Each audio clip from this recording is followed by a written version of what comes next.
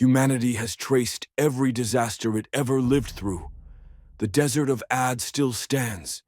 The stones of Thamud are still unbroken. The land of Lot is still darkened. The sea that drowned Pharaoh still carries the same water. But there is one catastrophe whose name is in every sacred book, yet whose place is nowhere to be found: the flood of Noah.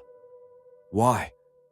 This single question unlocks a door that has remained closed in human memory for thousands of years. Humanity lost its homeland twice, but no one knows where those losses happened. We only know this: the first homeland was a place surrounded by light, a forbidden frontier no one could ever return to. The second homeland ended with a broken balance, a darkened sky, and a catastrophe that shook the world.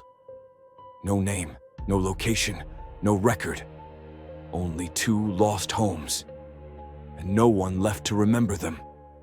Those sacred descriptions of the garden, a place surrounded by fire, guarded gates, boundaries that forbid return.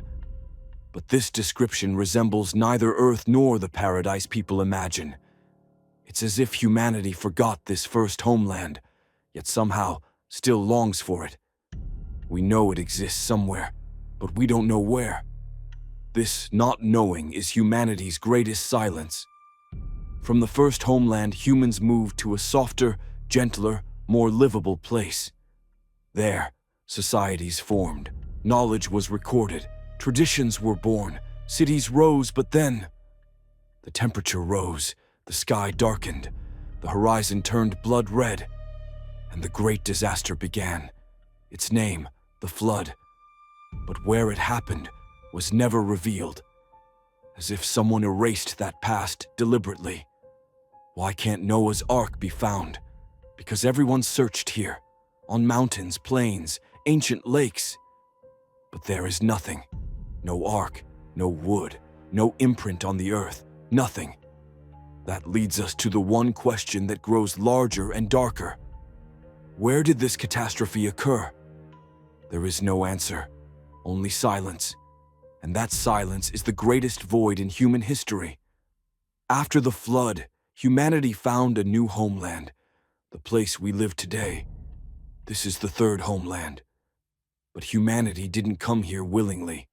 It came out of necessity, escaped, survived, and the direction of that escape was never written down. That's why we still don't know where the first two homelands stood. We only know this: they are lost. And now something is happening again. Heat rises, seasons break, Earth's balance trembles, just like the final days of an old homeland. Humanity doesn't remember this consciously, but somewhere deep in the soul it whispers, "We have lived this before." That is why people look to the sky today, and they ask the same question: what comes after this? For centuries, humanity has pointed its telescopes toward Mars. Why? Why not somewhere else? Why not another star? Why not another hope? Because somewhere inside we carry a feeling. The next door may be above us. Mars is not a paradise, but it is a possibility, a step, a doorway. Humanity doesn't know this, but it feels it. Who are we? We are the descendants of a people who lost their first homeland to fiery borders, the children of a tribe who abandoned their second homeland after a great disaster, the generation building a new beginning in a third homeland. But humanity still carries the memory of those two losses. It does not remember their names. It does not know their locations. But it feels the absence. That is why, even today, humanity looks toward the sky. Where was Noah's people? Where did the great flood occur? Where are our two lost homelands? And how long will the third one endure? Perhaps what humanity forgot is not the past, but where that past took place. You think you know the truth? Think again.